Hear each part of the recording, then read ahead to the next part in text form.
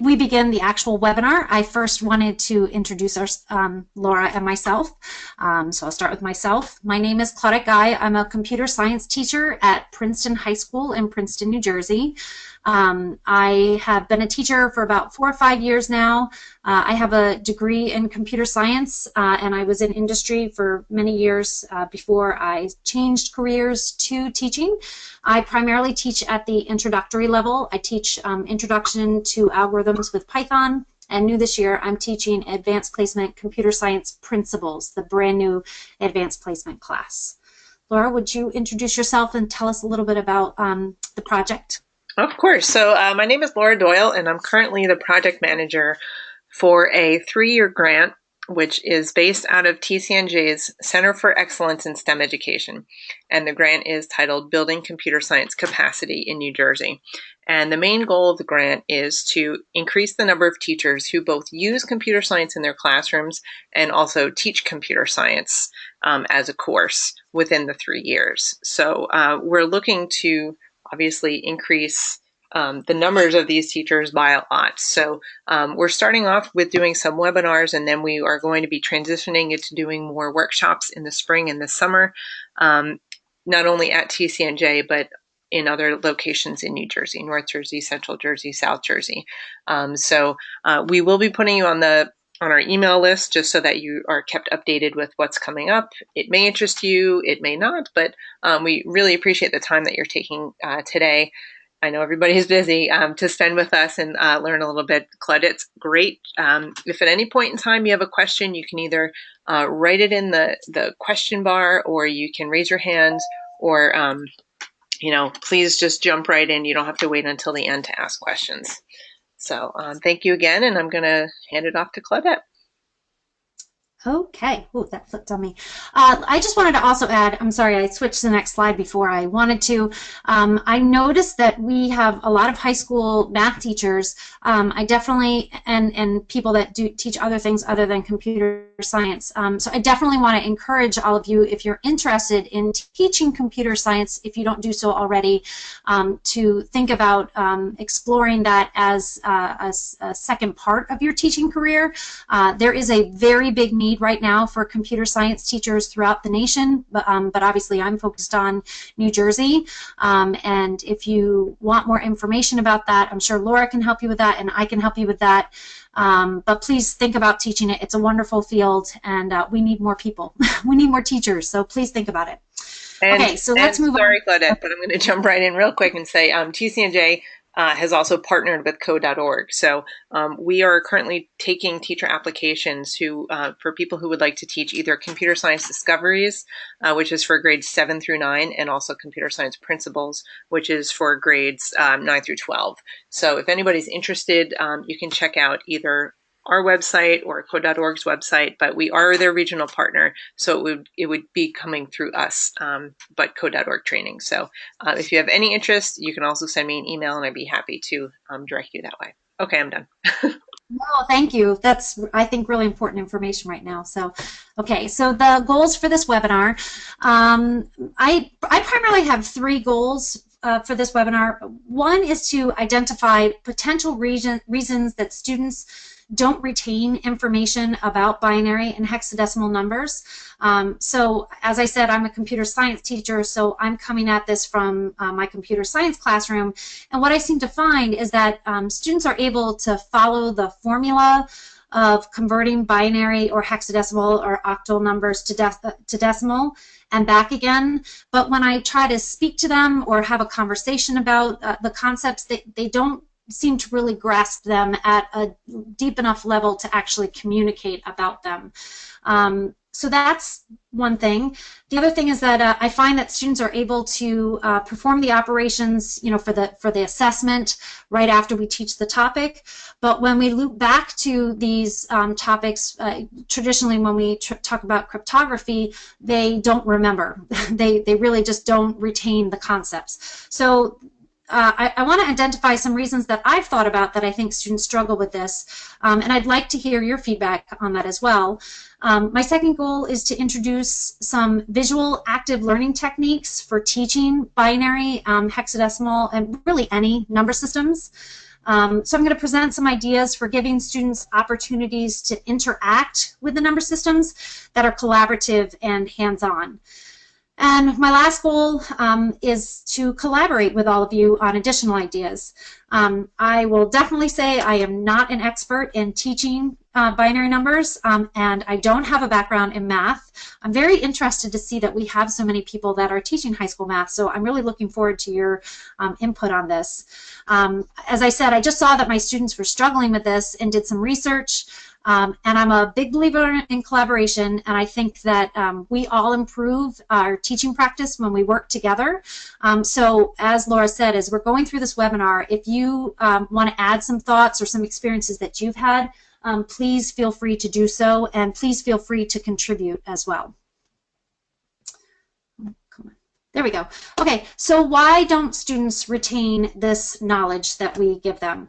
I think that each student could be struggling for different reasons, but I think there's like 3 or 4 that are pretty universal, at least in the way that I was teaching binary numbers. So I would like to identify those.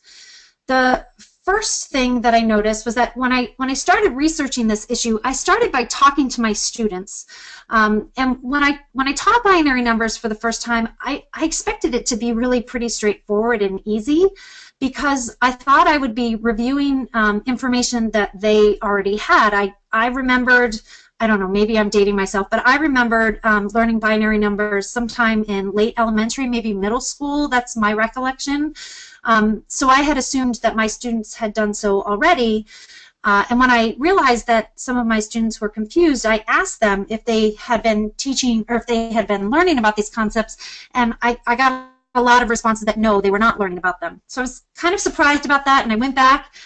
I did some digging into the math standards, and from what I see, it doesn't seem that these are really taught very much, or they're not part of the standards, right?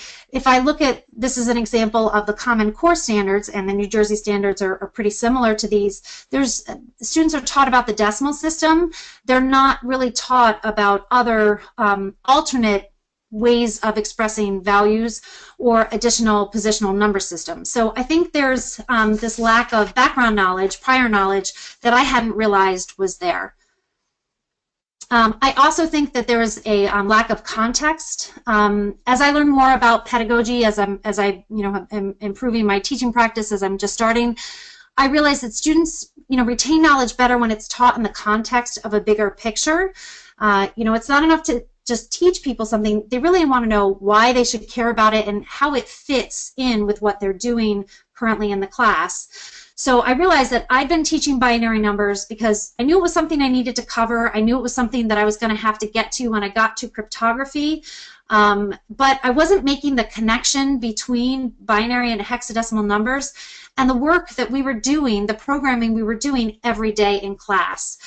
So I think that's part of it as well, this lack of context. Well, why should I need to know about binary numbers? It doesn't really affect my day-to-day working. So that's important to bring that in.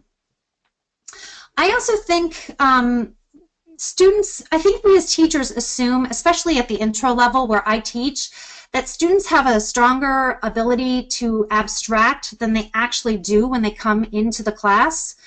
When I was teaching binary and hexadecimal numbers at the beginning of the course, it's really hard to judge if a student is able to abstract reasonably well, or if it's a skill that they're going to need to work on throughout the course, something that they're going to need to develop throughout the computer science class. I also think, for various reasons, students may be able to abstract in one class, maybe, in their math class, but because computer science is so new to them and it's so many of the concepts are foreign to them, that they're just not transferring those into the computer science classes. I know that when students first come in, they have this wide-eyed look. They are distracted from the learning because they have feelings of insecurity and they're not sure what the class is about. Some students are suffering from the imposter syndrome, if you've ever heard of that, where they basically feel like they don't belong in the class and that everyone else knows more than they do. So all of these feelings, all of these things could be distracting them from getting into the work of what they're doing. And traditionally, we teach binary and hexadecimal numbers, using worksheets and just kind of talking through what they are. And without the, with this lack of context and the lack of prior knowledge and maybe some barriers to abstraction, they're not really developing the mental models and the visualizations they need to cement these concepts in their mind. So I have this idea of this scaffolded approach to teaching binary and hexadecimal numbers. So I feel like the first thing to do is to expand students' understanding of value representation by exploring historic number systems. And I'm really interested to hear from the high school math teachers on this, if they ever do this in their classes. And I'll talk about this in a little bit more depth in a minute. The next thing to do would be to tap into students' prior knowledge by reminding them how they learned the decimal system and what positional number systems mean, what that actually means. Once students have kind of those two things in place, now they're ready to introduce or to have binary introduced to them. But when it's introduced, I really believe in providing lots and lots of opportunities for them to visualize these concepts. And also to provide that context that they are going to need. At that point, it's a good idea to have some type of formative assessment. Can they communicate about the concepts of the binary system?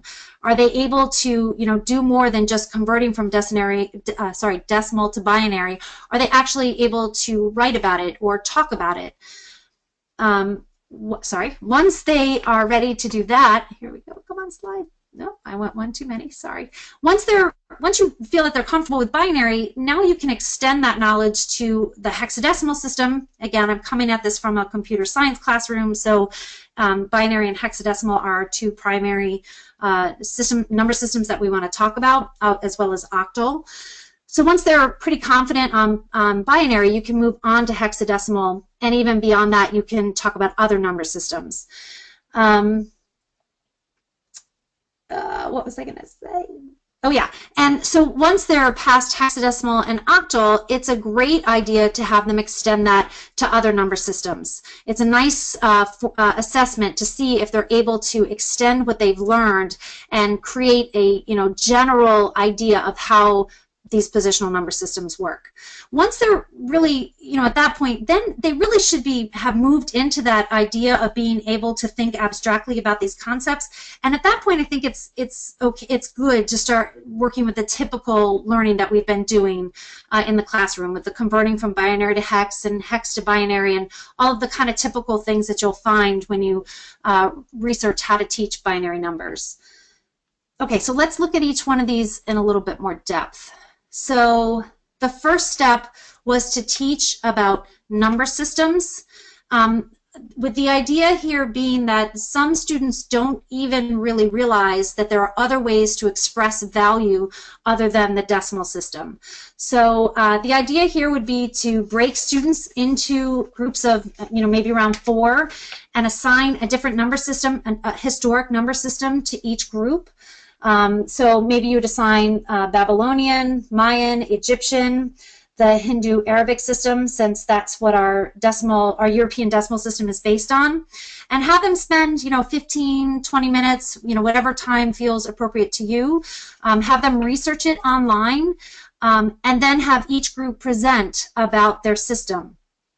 I was thinking too, it would be pretty neat if you gave every group the same decimal number and have them represented in the number system that they researched, just to, again, reinforce that idea that it's a value, but that there's different ways of representing it. And once they've all presented, have a discussion about the similarities and the differences between the systems they looked at and our own system. And obviously that should include some conversation about the number 0 and which systems use 0, which systems don't use 0, what is important about the number 0, what does it denote. I will just say up front, I have not done this part in my own teaching. When I was researching for this webinar, I saw this idea in a research paper, and so I will be trying this out next year. So if you've done something like this and have some feedback you can give us, or maybe another take on how to do this, I would love to hear it. I included in the handout a link to the research paper that I was reading that gave me this idea, as well as a link to a slide share that I found that gave a little brief explanation of each one of these different number systems. So you have those there if you want to look into them a little bit more. Okay, this one's kind of fun. So tapping into prior knowledge. So I like to say, we're going back to elementary school. So now once students have the idea that they can represent the same value in different systems and in different ways, we want to tap back into what they learned in elementary school. So we and have them really understand what they were learning when they learned the decimal system. This can feel pretty goofy because it's elementary school work, but I wouldn't skip this step. People use the decimal system all the time without really thinking about what it represents and how it works. And this step is really the bridge between what they just did and how they're going to learn binary next. So, my suggestion is just to have fun with it. If your school has decimal manipulatives, bring them in and just go with it, that it's a little bit silly. You don't have to spend a ton of time on this, but spend a little bit of time so that students remember that, when they're looking at 15, they see one group of 10 and 5 ones. And again, reinforce that purpose of the 0. If you have students that are already thinking abstractly about number systems, this is probably the appropriate time to talk about powers of 10. And again, the idea is just to try to get them to think about the decimal system in as many ways as they can so that it can help them as they move into binary. The second elementary school activity is this idea of grouping values. Again, we're just trying to get them to think through what that represents. Give them, I'm sure this is something they did in elementary school. Give them a group of popsicle sticks and have them represent them by grouping them together using rubber bands to represent a certain number in decimal. If you teach computer science, this would be a really good opportunity to bring in another element of computer science classes, which is algorithms. Have students attempt to write an algorithm for how they actually go about doing the groupings. That would be a nice piece to bring in here as well. Okay. Are there any questions, comments? Anyone have any feedback? Anybody want to tell us, I'm really interested because we have so many math teachers here. Do you teach other number systems before high school? Or do you know that your students do learn about other number systems? Have you taught about the history of number systems? I'd love to know.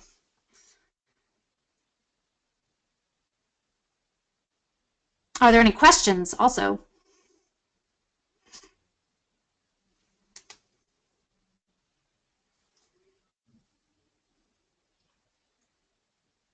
Everyone's pretty quiet. Oh yeah, and you can use the chat function. Thanks for saying that, Laura. If you're not comfortable saying it out loud, please feel free to put it in the chat window. And if I don't pick it up right now, I'll definitely come back to it.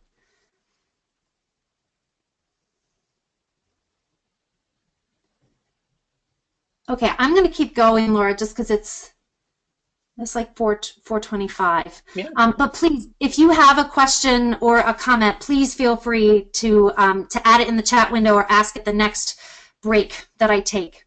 Okay, so now that the students have that prior knowledge back in their brains and they've thought about the different ways to express value, now they're ready to be introduced to binary number systems. So the way I like to do this is with a book called Secret Coders. It is by Jean Luen Yang.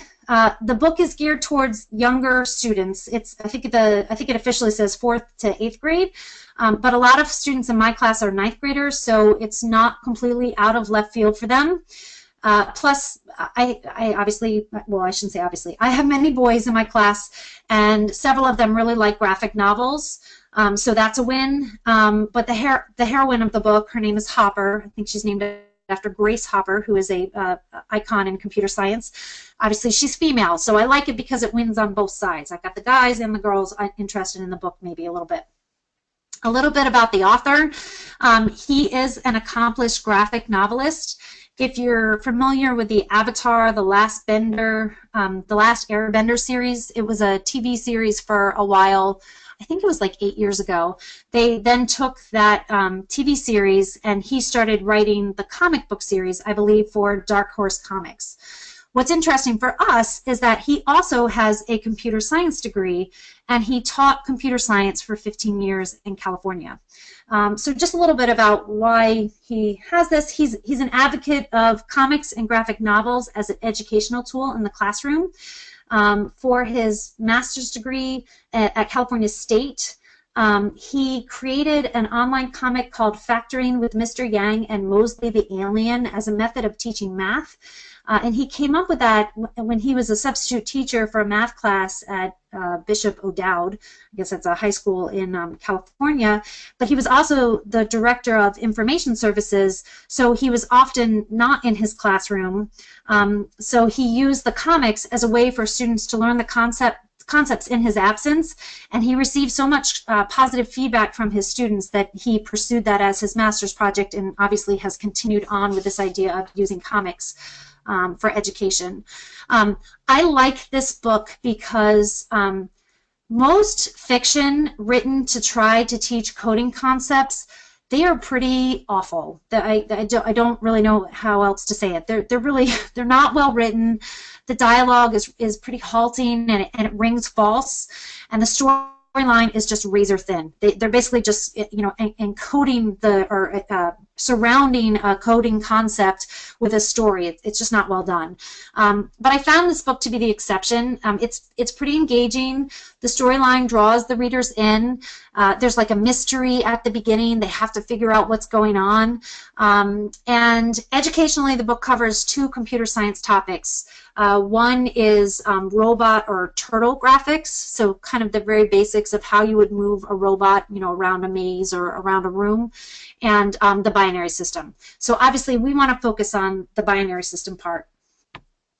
So these are just some shots of the book, but what I'd like to do right now, I'd like to flip over to a video from the website that's the accompanying website for the book, where he explains this part about the binary system. So bear with me for a second. I'm just going to bring that up. And I'm not going to show you the whole thing. I'm just going to show the part that's relevant for us. Laura, if for some reason you can't hear this, can you let me know? Of course. Thanks. Oh, shoot. Oh, no, I hit the wrong button. Hold on. 1:15. Somewhere there. Binary birds. This is what they look like.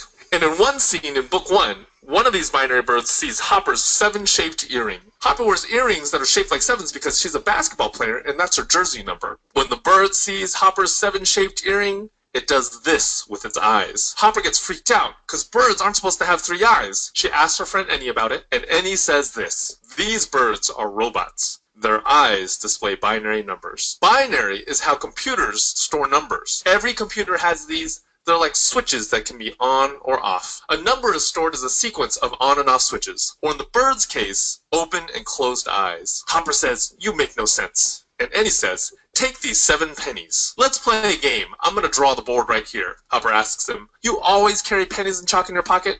And Annie says, "Shh, I'm concentrating on my drawing." Now look, I've got 4 columns of boxes here. The first column has 8 boxes, then 4, then 2, and then 1. I want you to fit all 7 of those pennies into these boxes, but there's a catch. When you're done, each column has to be either completely full of pennies or completely empty. No half-filled columns. And there is only one solution. This game that Hopper and Annie play in the book, you can play at home. All you need is to go to secret-coders.com and download this worksheet, and then get 7 pennies. Now let's see if we can figure out a solution. Okay, Today, that's all I'm going to show on that. If you're interested in learning more about that or watching the rest of that video, I did put the link on the handout for the accompanying site for the book. And there's a couple things about robot coding as well on that. So I like this because I feel like it's very accessible for students to get that idea that they can move from 7 coins, 7 pennies, into this binary system. So the next thing to do after introducing the concept using the Secret Coders book is to let students practice with it.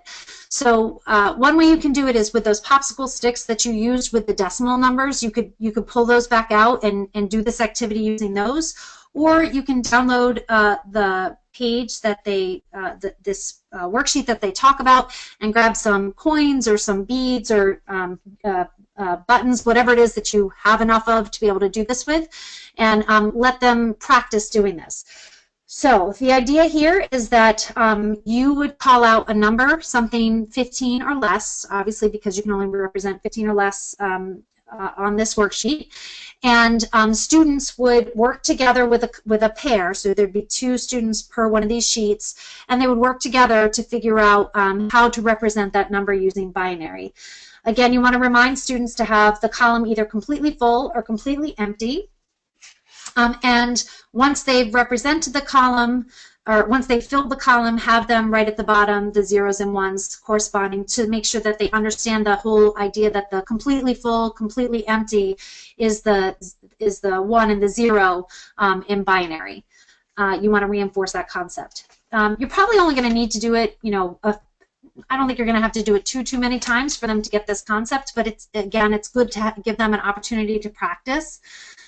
And again, if you're teaching a computer science class, this could be another opportunity to have students write an algorithm for how they would represent a value in binary. So, you know, something about, you know, place as many coins as you can into the leftmost column. If it fills up that column, move to the next rightmost column. Or if the coins don't fill an entire column, take them back out and move to the next rightmost column and fill that one, you know, and follow that same procedure. Again, I think this is a really good opportunity to bring in that idea of algorithms as well.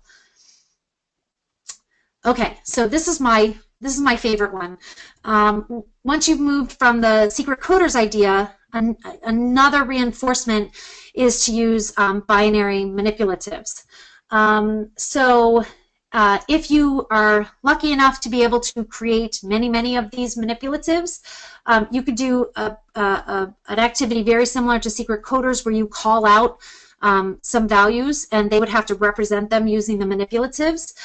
If you only have one set, or you just feel like you don't need to do as much reinforcement as you did with Secret Coders, you could put these binary manipulatives under the overhead projector, you know, with a certain, expressing a certain value, and have students write on a personal whiteboard what the binary representation of it is, as well as the decimal representation of it. And then they could show you, you know, you could have all the students, I'm showing you with my hand, and of course you can't see my hand, but you could take the whiteboard, and the students could take the whiteboard and, you know, flip them up for you to see as a quick formative assessment to check and make sure that they are understanding the concepts and the connections between them.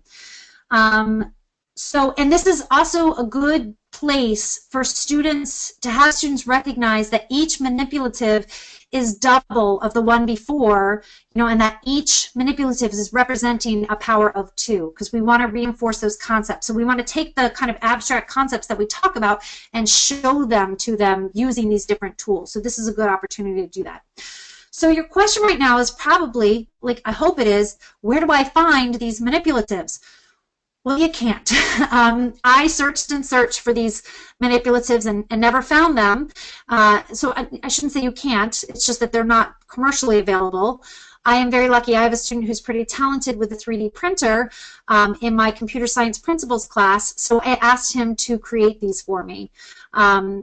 I think the leftmost one is the highest that we go, but I'm sure you could take what he's done and extend it to be even larger pieces, representing larger values or higher positional values. But the link to the plan or the blueprint, I guess you would say, for these manipulatives is also in the handout. So if you're good with 3D printers, or if you know of someone who is, hopefully you can give them these plans and they could create these for you. So there you go. Hope that helps. Last thing to reinforce binary numbers, there is a website called CS Unplugged. It's computer science without a computer, and they have a whole section on binary numbers. And they have this one activity that's called Count the Dots. So again, I'm going to show you a video right now of that activity. So here. And here we go. I'll just show it to you. I'm going to try to show it to you. Why does that keep doing that? Hold on, 40. We'll start there. That's good. Why does it keep doing that? Sorry, I have fat fingers. No. No. All right, we're just going to start at the beginning. Welcome to Computer Science, and in the all bits. Computers usually store bits in groups of 8, called a byte, but we're going to start our demonstration with 5 bits. Each of these children represent 1 bit. You can either see their card or not. That's a 0 or 1. Each card has a number of dots on it. The one on the right has 1, the next one has 2, then 4, 8, and 16. We just need to count the number of dots they're showing to read off the number they represent. For example, if the person holding the 8 dots is a 1, you add 8 to your total. If they're a 0, then their card doesn't count towards the total. For example, here the bits are 1, 0, 1, 1, 0, which shows 22 dots, 16, 4, and 2. So 1, 0, 1, 1, 0 represents the decimal number 22. And here, 1, 1, 0, 0, 0 represents 24, 16, and 8. To convert a number into binary, we take a greedy approach from left to right. For example, to convert the number 25, we start with a 16 on the left. Because it's less than 25, we flip it up. Now we have 9 dots left to show. The next card is the 8, which is not too big, leaving just 1 dot to show. We therefore skip the 4 and 2 card and show the 1, giving a total of 25 dots. As another example, to convert 11 to binary, we can't take the... Okay, so again, another activity to reinforce that idea that each place value is representing a power of 2. I like to do this, students should be fairly familiar with these concepts at this point, if this is the third activity that you're doing. So I like to do this as a race. I divide the class into groups of 5 students where each group has its own set of those dot cards that they were using. And make sure students obviously are lined up in the proper order. And then you, or if you have students left over because your class doesn't evenly divide by 5, have you or the student call out a decimal number and see which group can represent that number in binary the fastest. It's a nice activity because it gets students up and moving around the room and interacting with each other, and you hope that it builds some teamwork and some collaboration while still providing some scaffolding for the students that maybe still don't quite have the concepts down. So I like that activity as well. It's kind of fun. Lastly, I don't know if you caught it, but right at the beginning of the video, he was talking about bytes and bits, and that kind of brought me to this point of don't forget to provide the context. Students, obviously, we said this before, retain knowledge better when it's taught in context. So it would be good to have a discussion about why computers use binary representation rather than decimal representation. Just as a reminder, you can either tell your students this or have them figure it out on their own, that there's no theoretical reason not to have a base 10 representation, but that it's very difficult when you're working with electric devices, because electric devices have a tendency to drift as they age, and trying to determine the difference in voltage between something that represents 2 versus something that represents 3 becomes very difficult with that drift. So that makes a computer system, or sorry, an electronic device that's trying to use a decimal system as representation, it can make it unreliable, which is obviously unacceptable. So electric systems tend to operate best if they're in a bistable environment, so binary numbers tends to be the best solution. Okay. Are there any questions now?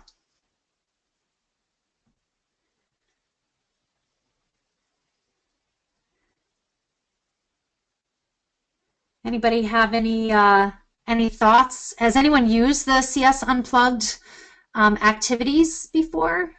Has anyone seen those before? Renard, I just unmuted you, so you should be able to ask your question. I was wondering if you show them how to convert from system with base 10, system with base 2, so they can make the connection that it's something real. And yeah, I think that idea of the secret coders, that's the idea, right? It starts with the 7, which would be base 10, yeah? And then you would show how that converts into binary, into base 2. So I'm not sure if that's what you were asking. If you're asking, do you start working into more abstractly doing that? Meaning actually showing, there's certain formulas and things like that that they can use. In my mind, that's kind of the next step, right? Those to me are the typical ways that you teach this whole concept.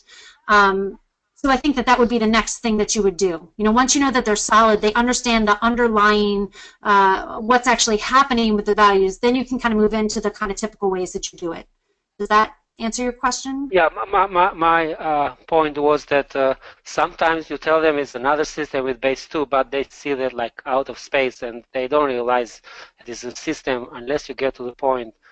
You tell them here's a number system with base 10, system with base 2. They touch it and you show some operation, and the other way around to make it that this is real, and then you already mentioned then how that is modeled electronically.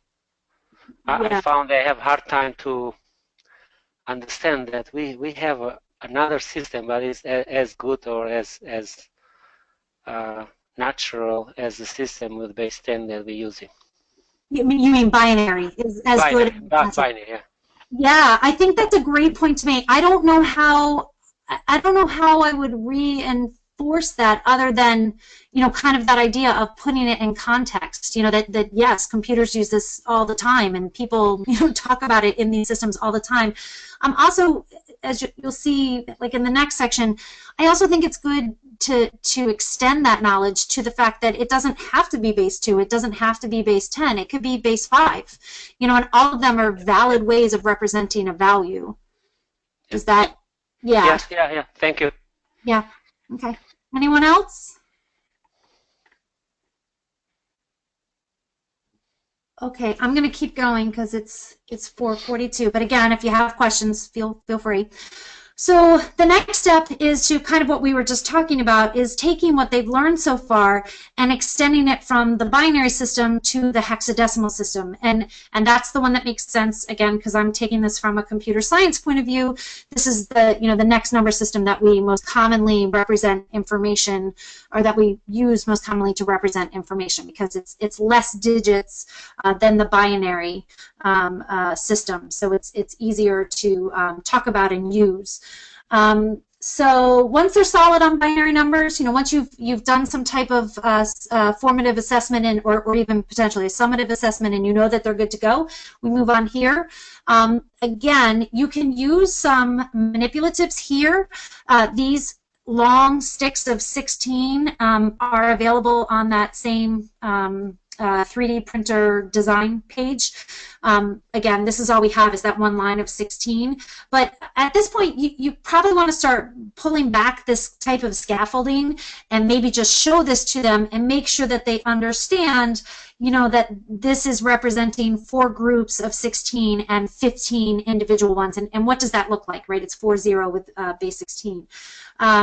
So again, hopefully we're moving away from the visualization tools into the more abstract thinking that we obviously want them to stay in and be using. You could also use that popsicle stick idea that you did with decimal systems. If you have students that need some more reinforcement, you could give them a whole pile of popsicle sticks and kind of what we just talked about. You could have them represented in decimal, pull them all apart, and have them present them in hexadecimal. This is the time where you kind of get the feel for how much more, scaffolding do they need. But again, we want to move to abstraction. Again, I don't remember if I said this with, I think I said this with binary. Opportunity here for algorithm writing. You know, have them realize that they're trying to find, they're trying to take the largest group of values as they can, and go to the, you know, to that right placement value. I think all of that algorithm writing together really helps them kind of get that general idea of how number systems work, because they should start seeing a pattern between all of those algorithms that they've written. So that can be a really valuable thing for them to see. So, and this is what we were just kind of talking about. Some ideas to assess students' knowledge at this point would be to have them extend it. The presentation talked about Octal, and I really didn't go into Octal very much, but this might be the opportunity to do it. Can they extend this knowledge to Octal? Can they tell you about Octal? Can they translate from decimal to Octal without you giving them any information at all? Then can they transfer, or can they translate from hexadecimal to octal, octal back and forth? You know, that would be really valuable, and they should have the skills at this point to be able to do that. And then again, what we were just talking about, can they make a generalized statement that applies for all positional number systems? That would be a really, I just think that's a great thing for students to understand and have in their knowledge. I think it helps solidify all of these concepts. Okay. So one more extension idea is to have students be able to explain why we have these math precision problems. This little screenshot that you're looking at is Python. It's the interactive shell in Python. You can just type something in, hit enter, and it will respond to you. So as you can see, you know, mathematically, these, if you're talking about the decimal system, these should be equivalent, and you can see that they are not equivalent. So have students, can they write about this? Can they explain why this error is happening? And it's obviously because these numbers are being represented in binary numbers, so there's some approximation that has to happen.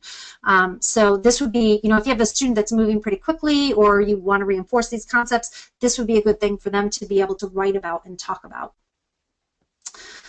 Okay, two additional activities that they don't really fit into the scaffolding here that I was talking about, but they're activities that I know people have done and enjoy. The first one on the left is to have students create something like a bracelet that has their birthday or some other significant information that's written in binary. To me, this might be geared more towards a younger age group, you know, maybe middle school or upper elementary. But that can be really fun. It's kind of like a code, right? So they all leave your class and they all have this, you know, kind of encoded information. The one on the right is counting binary on your hand. So each finger is a different position in the binary system. I will just warn you to please be careful and thoughtful about the group of students that you're working with, because the number 4 is the middle finger. So please, you know, think about the group you're working with, and are they, you know, old enough and mature enough to be able to handle that without it, you know, being an issue. But it's fun and people enjoy doing it, and so that's another activity you can use to reinforce the idea. Okay, I think that's everything that I had to share with you all today. Again, hopefully any additional information, you know, the links and everything are in that handout. But if you realize that I didn't give you something, or if you want me to explain something more, I'm happy to do so. Does anyone have questions or comments at this time? Whoops, I'm trying to read down. Thought I saw a question. Nope. Oh, there's one. Hold on. Was that you, Laura? Oh, here we go.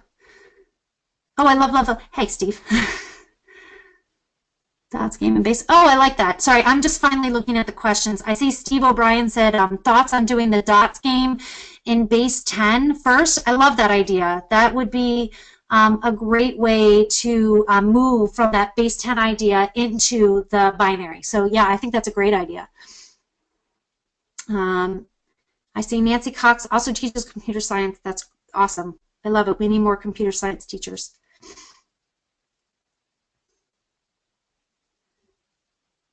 Does anyone have any idea, anything that they've used to teach binary numbers? Why hex? Do you mean why do we teach hexadecimal numbers? Yeah, I left that off here. Again, that idea of context. Hexadecimal numbers are important in computer science because binary numbers can get very long, right? Because you need a lot of digits to represent the information.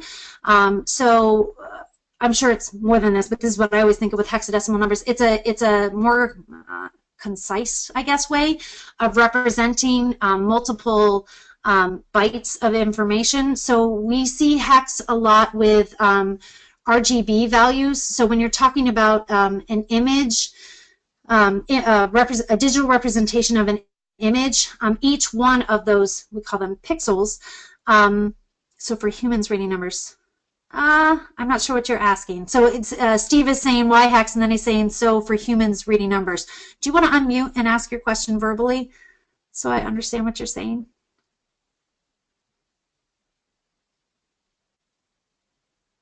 Maybe, maybe not. Here you go. Can you hear me now? Yeah, now I can. So great seminar. I really appreciate your effort in this. It's really cool.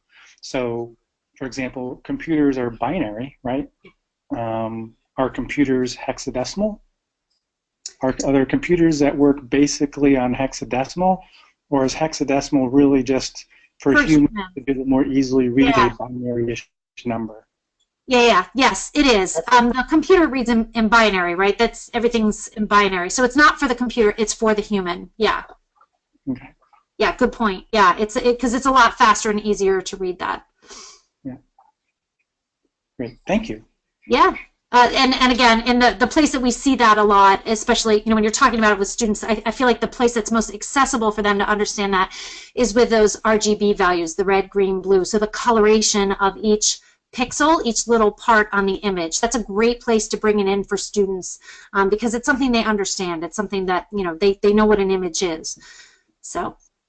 The only thing I feel sometimes, I guess 2 years ago, I found like some branding marketing design sheets where branded colors, like say for Coca-Cola or any really well-known brand, those colors in the design documents for Coca-Cola designate the hexadecimal or binary code for the RGB values, and that sometimes helps bring the reality, meaning people that are graphic artists need to define that in their design documentation, otherwise that red used on Coca-Cola bottles is not going to be the right red.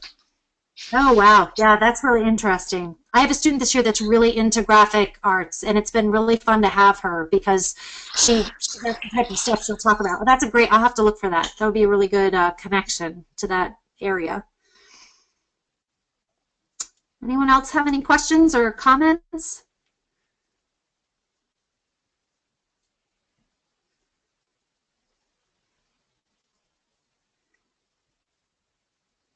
All right, Laura, what do you think?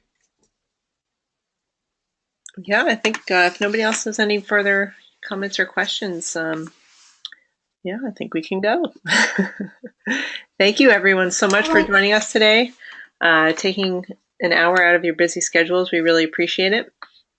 I did put a link into a survey in the chat function, so if you wouldn't mind just filling out the survey for us, it only takes a few moments, not even, and then you'll be getting a PD certificate for 1 hour very shortly, I would say within 24 hours.